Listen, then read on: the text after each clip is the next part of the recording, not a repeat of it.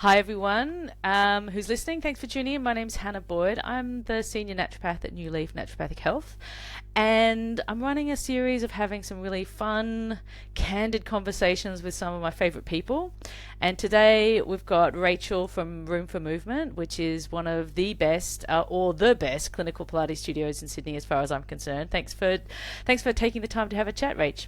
Thank you so much for having me. I'm so excited about this chat. I run Room for Movement, which is in the inner west in Sydney, and it's a 10-year-old business this year. And I think you and I share a lot of things in common in very different businesses, but we run them in the same way. And I'm really excited to talk about that today.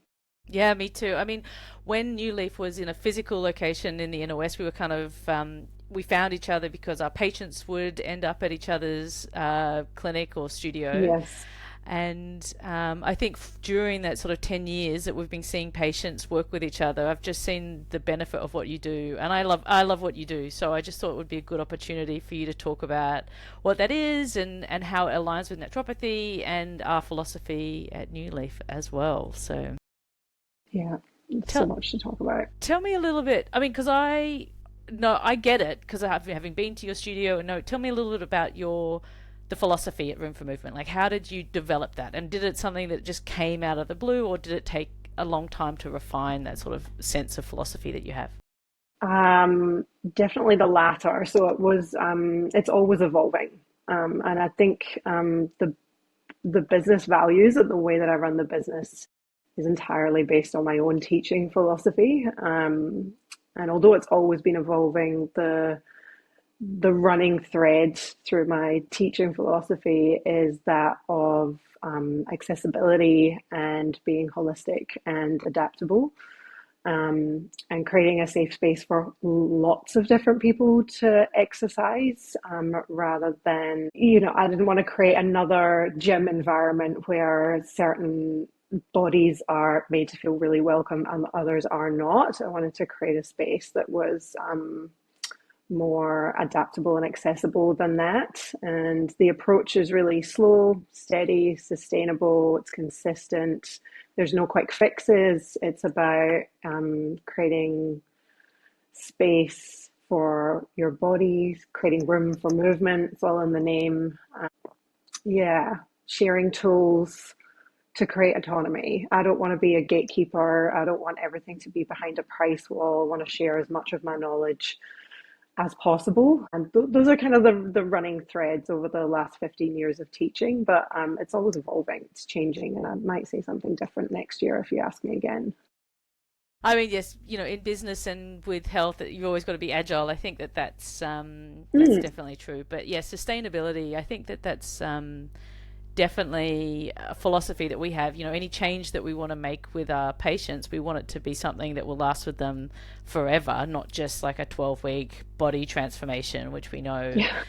I'm sure we could go on about hashtag Hmm. wellness today quite a lot, but that's not what either of us are about in our work. So just tell me a little bit, like, what do you actually offer your patients? Like, how do you work with your clients at Room for Movement? Okay, so we predominantly offer personalized Pilates sessions, which means that we're working in a kind of private setting, one-on-one, a duet setting, which is two-on-one, usually a couple or pair of friends, or semi-privates, which is three people sharing the teacher's time. And we do that so that we can offer a completely individualized approach, but to make it cost effective, we offer that duet and semi-private class format.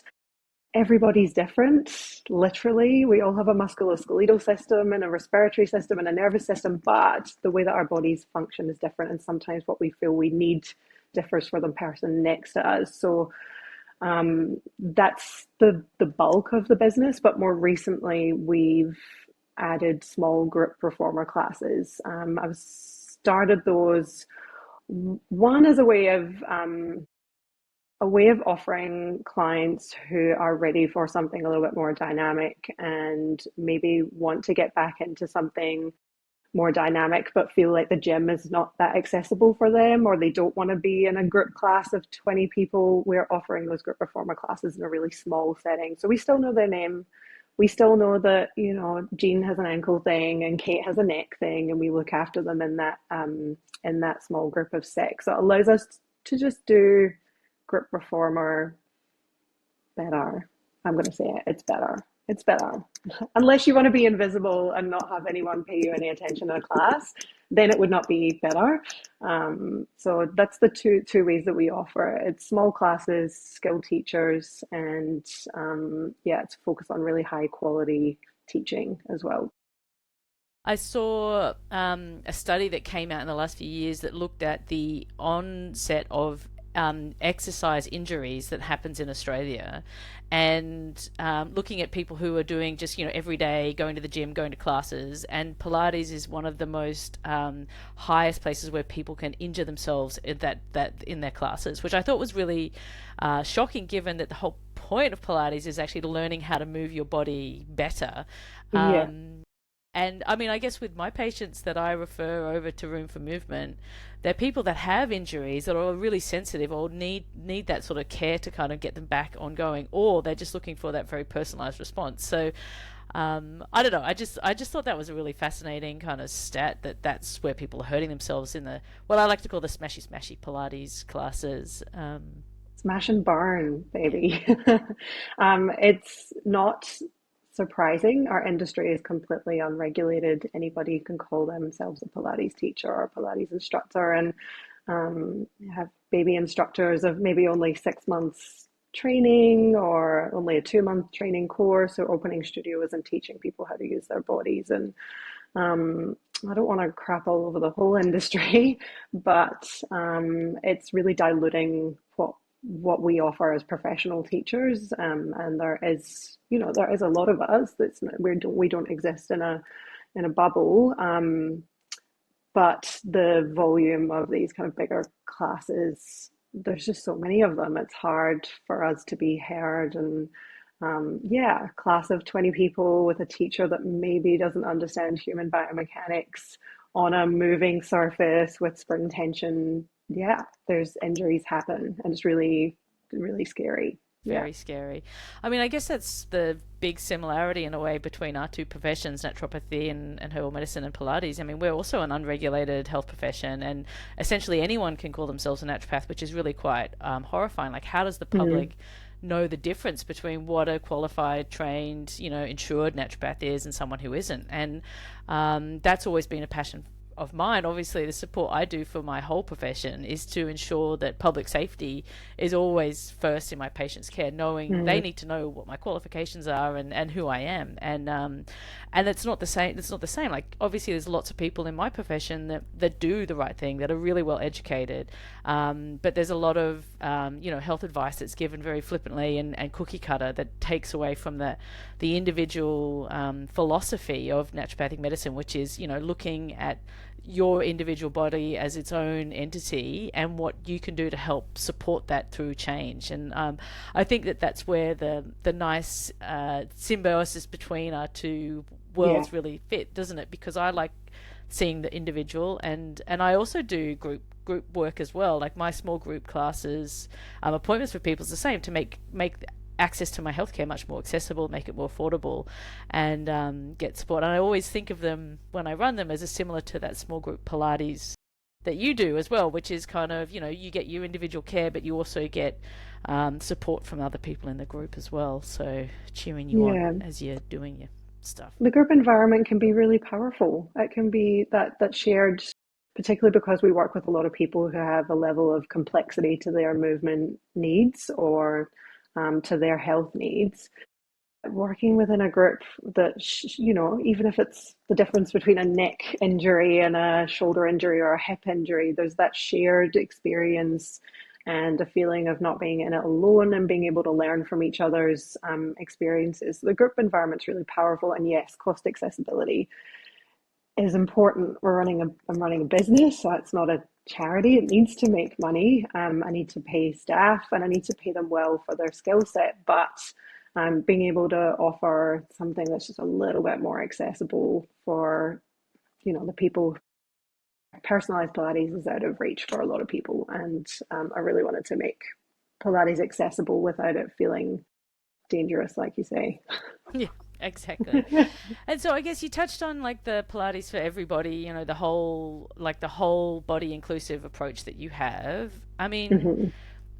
that's something that I'm super passionate about in my work as well, is this, idea, this pervasive idealistic chase that people have for the world's most perfect body. And I remember 20 years ago reading an article that Madonna got her body because of Pilates, and I just, people have this Mm. idea that it's this fast track to change. But what is that? I mean, how do you fit that in the world where, I mean, I everybody can exercise, everybody can move. You just need to find the way to do it. So having that sort of body positive way of teaching, how do you see that as a point of difference for what you do, and what do you get fed back from the patients that come to you with that when they see that they're welcome, in that space? Um, do you know, I think a lot of the people that we get are coming from an allied health referral. So they're coming for reasons that are not related to how they look. They're not trying to change how they look, their size, shape, muscle tone, how they appear to the world. Um, so that kind of helps us get over that hurdle. A lot of people know what they're coming for. They're coming for long-term health, longevity. And you're right, Pilates is in its nature tied to small, straight-sized white bodies. You know, Mr. Pilates himself shared a hallway with the New York City Ballet, and so he worked initially with a lot of dancers. So it's well known for working with really small, fit bodies, and I think we're not out there singing, dancing about, we accept everybody here and come on in no matter what shape. It's kind of implied, I think, in the way we communicate with people, and the way that we focus on health rather than aesthetics and how people appear on the outside. Our focus is on building a body for the future, a body that's fit for now and fit for your 70s and fit for your 80s so that you can be doing Pilates in your 80s. I think it's implied, it's not explicit. And I think smart people get that. They pick up on it. Yeah, it's reassuring, I think, when people see a space that it is welcoming, that there's so many gym environments that aren't. And I speak to so many people about their experiences of how they feel about their body, how their relationship with food is. Obviously, that's really important to keep that up front. As a nutritionist, I talk about nutritional medicine and food as medicine. So understanding what their starting point is, and is so important to help them feel comfortable to be able to talk about that. But there is so many people that have bad relationships with their body, with food, that I really get very passionate about wanting to give them all the tools and the safe places to be that helps them feel strong and confident in their body. Like, I just, if there's one thing, that I wish I could do, if I'm not, I know people think naturopaths are all witchy poo, but we're not magic in that way. But if I could like pull out that, that feeling of discomfort that people have in their bodies, I would in a heartbeat, because learning to feel confident and strong with what you have, and even in disease, even when you've been unwell, there's ways to find the path back to feeling better again. And it doesn't come from like 6-week body transformations, No, it unfortunately. doesn't. It comes from being consistent Yeah. and showing up for yourself. Even, there are times when it's not possible, particularly if we're talking about chronic health problems and disease, but just showing up for yourself and choosing a place to move your body that doesn't push you into the intense end of the spectrum all the time. There's a spectrum of movement, and everywhere on that spectrum is valid.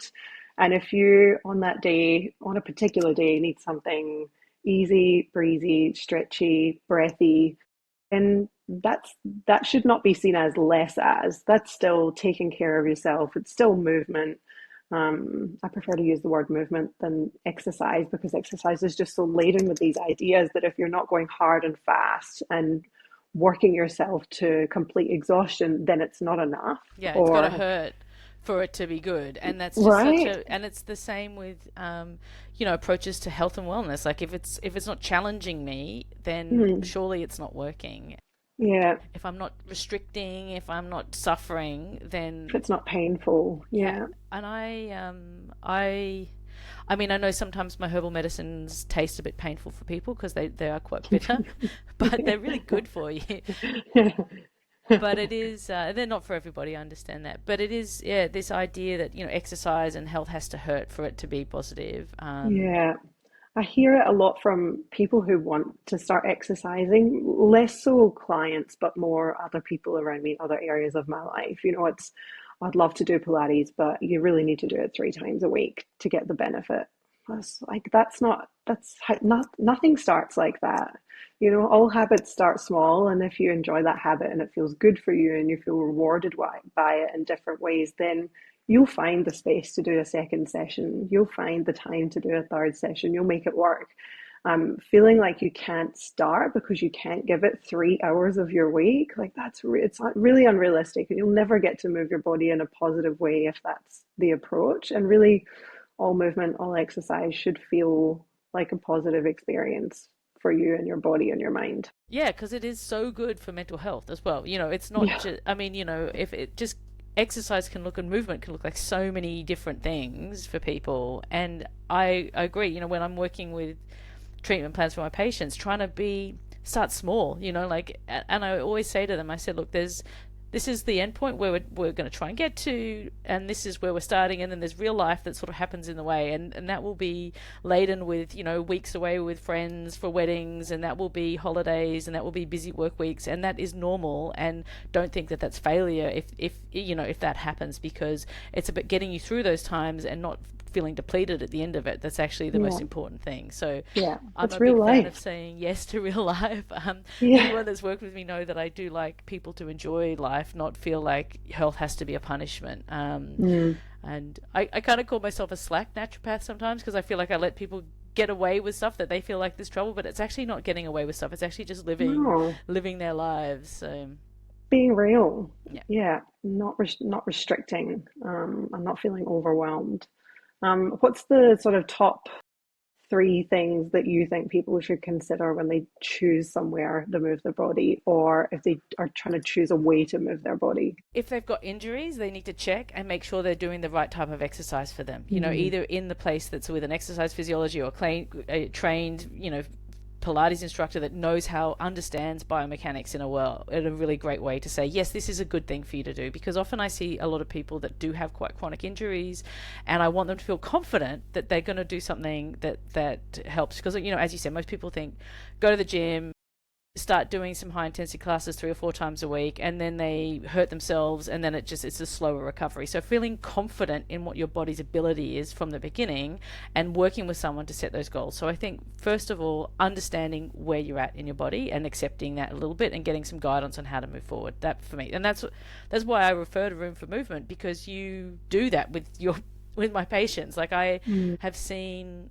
and I mean, I have seen so many wonderful things from patients that have chronic, inflammation, chronic pain, that can slowly start having a quality of life that's better and having confidence in their body. So that for me is really important, because when you're coming from that place of pain and discomfort, you don't think you can exercise. You think or you're fatigued. You don't think you've got the energy to do it. So working with people who understand that can map out a path for you to know how to get to that ongoing sustainable exercise is number one. Two, don't go and work with shit people who don't respect all body types.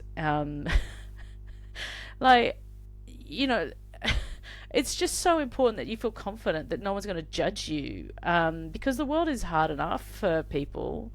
And I think if you're turning up at the gym or at a dance class or somewhere, and you're there to want to be involved, and someone makes you feel really bad by saying, well, let's start with measuring you and get you on the scales and tell you to eat poached chicken and broccoli for 3 weeks, like, you're never going to feel confident in your body if that's the advice that you're giving. So really, really trust your gut, that what they're telling you and how they're supporting your journey aligns with how you see the world. That for me is really important.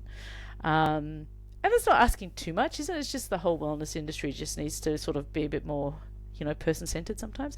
Um, and the third thing, make sure that it's kind of easy and accessible. Like if you've not done exercise before or movement and you're looking to get a routine, have a buddy to do it with. Like have something that's easy for you on the way to work or after you drop the kids off. It's there. If you want to we constantly make life hard for ourselves all the time. Like we're very good as humans at doing that, but there's Yeah. so many ways that we can make it easy. If you enjoy going for a walk with your best friend and gossiping about whatever, do that as your movement, but set a date in your calendar. Say, Tuesday mornings, 8 o'clock, that's when we go for a walk and that's when we do it. You need to have that appointment in your calendar to say that that's when in. So it needs to be accessible and repeatable. And I think, use your buddies, like drag your partner off the sofa or away from these, midnight or her midnight laptoping and say, let's get for a walk after dinner. Just start with something, and having that support is really important as well. So that's what I think is important for exercise. Yeah, That helps build. self-trust, It helps. schedule, and support. Yeah, Yeah, support's a big one. yeah, If you can access it, then take it and use it and build on it. 100%, Yeah. 100%. It's so important. I think there's lots of gyms that do a really great job of building community and having the stuff around. But a lot of times people feel really uncomfortable, in places with lots of mirrors and lots of lycra, and it's just it's an effort for people to be in those spaces and feel safe. Yeah, So they're not inclusive. They say they're inclusive, but they're not. They're by nature they're exclusive. And it's like one of my biggest arcs, not just with the Pilates industry, but more kind of broadly across the wellness industry, is this idea that one size fits all. And I hear from other studios a lot, particularly big fitness studios, Pilates is for everybody. Our classes are for everybody. Just by saying that, you're excluding a whole section of the population. Like if someone can't access the front step, then you're pretending those people don't exist. So I think being really honest about who you can see and what you can actually do for them is really important. If anyone is trying to sell you something online or on a website or on social media that's one size fits all and we are for everybody, it's really kind of impossible to be for everybody. Like you're not going to be even everybody's cup of tea. And if you've got a physical space, it's likely that you're not accessible for everybody. Yeah, it's frustrating. yeah, frustrating. Well, I love what you do. I mean, when I was in Sydney, I used to love coming to Room for Movement and No, having we my loved time having you.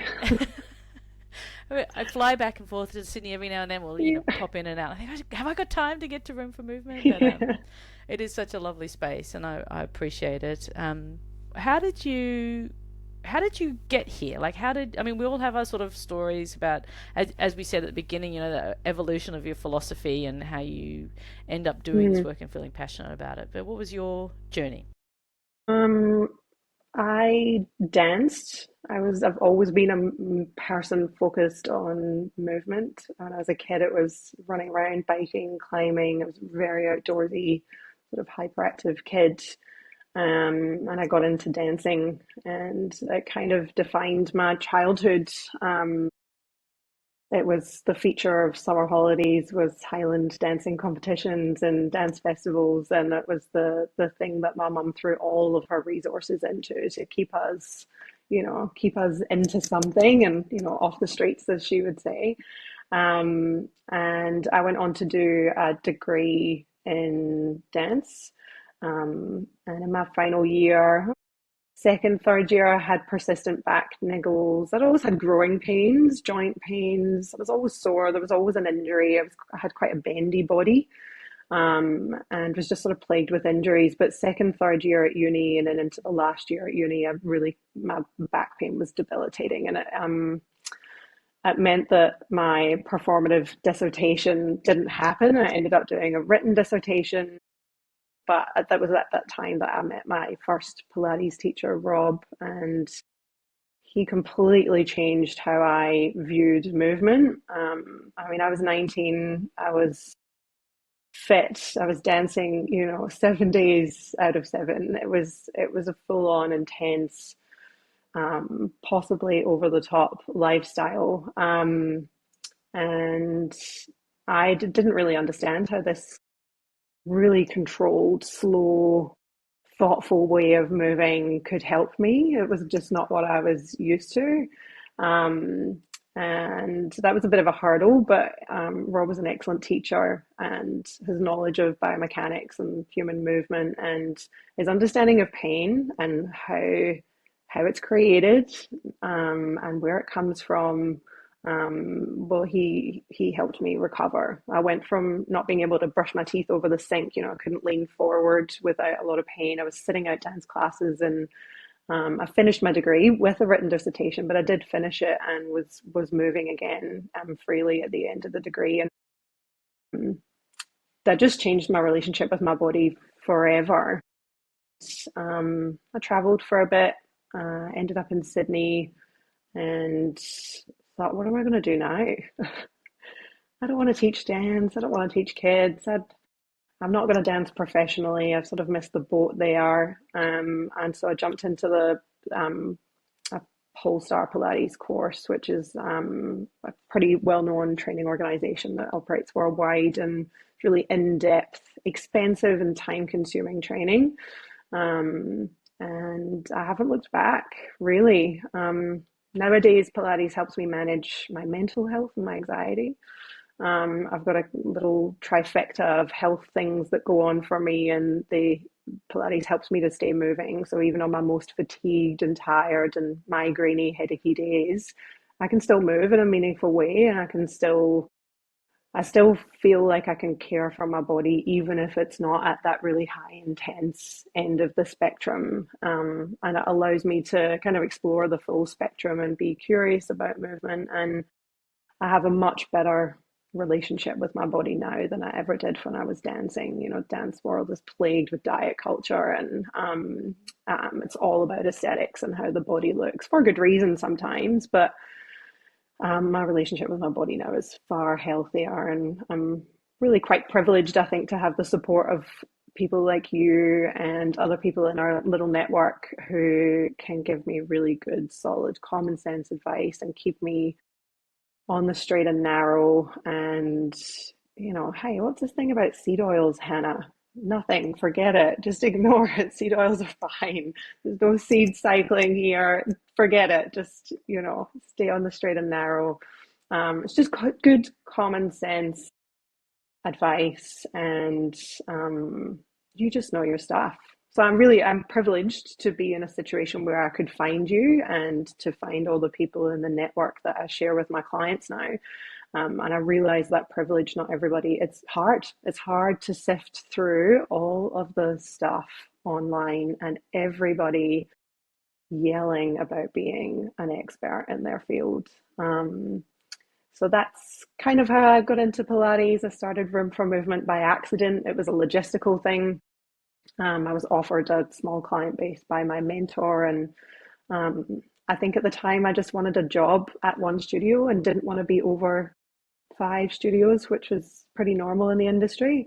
So I jumped at that chance, and I think I was too young to really understand what I really was trying to create. But it's all in the name. Room for Movement's always been the name, and it's not about Pilates. It's about what Pilates can offer the body and what you can do with that freedom of movement. And yeah, now the business is just like a really strong reflection of my personal values. Yeah, and taking care of people in a meaningful way that also builds autonomy. I don't want to gatekeep anything. I want to pass on all of the skills and knowledge and tools that I can to people, and be generous with that. Well, I mean, if you can teach someone to know how to move their body, Hmm. then you've set them up forever. I feel the same with if I can teach them how to care for themselves inside and out, then they can share that with their families and friends, and they can look after themselves. It's the tools for a healthy, long life. I mean, we are all aging. That's one inevitable thing in life. We It's a can't fact. fact. It's happening. But we can choose how we live in our bodies, and we can listen. And I think, yeah, I love how all the patients that I see with you, they learn to feel confident through their pain or discomfort, or just start to feel strong because they want to exercise in a way that's not shit. So that's It's that's the tagline. You respectful. can you can take It's you can take that. pop that on my website. Yeah, but it is, it's good. No, it's a. I think having that experience, and I can imagine coming out of the dance world, that just, as you said, it's one of those places that's just so filled with so much, you know, aesthetics that you remove the, I don't know, the innate soul of what a person's actually needs to do to make themselves Yeah, feel you better. So remove the need to you remove the need to go inwards and intercept and feel what's happening in your body, and you just you shut it down, and it's problematic. So it's from the dance world, but a slightly, it's just a standard story of the Pilates instructor. It's kind of common to have gone from dance into Pilates, but I think the story is a little bit different in that there's pain, there's health stuff going on, and it's not about smash and burn Pilates every single class. It's about meeting your body where it's at on the day. And yeah, naturopathy does that every time I meet with you. It's where's your body at today? What's the overarching path that we're on? And kind of considering both at the same time. that's what we do. Oh, great stuff. So So any much more in common. questions? Anything else you want to know? Um, From me? Pilates for you, I mean, I've taught you, some of my teachers have taught you, but what is it about Pilates that works for you specifically? I love how it makes me feel more capable with other things that I do in my life. Like it makes me feel stronger when I bushwalk and when I swim, and things that I like doing with friends. I mean, I live in a really beautiful part of the world where I'm actually much more active now. I live out of Sydney than I ever was living in the inner west, where I go swimming every day, twice a day, or I go for a walk around the bush as much as possible. So, having also got weird niggly injuries and stuff, I think all naturopaths sort of, well, not all, but a lot of naturopaths end up doing what we do because we have our own journeys with health as well. And mine was a lot about hearing and balance. And so when you've got balance issues, Mm-hmm. and also weird hip things and weird knee things, because when you were in your early 20s living in London, you may have fallen over on Charing Cross Road and hurt it.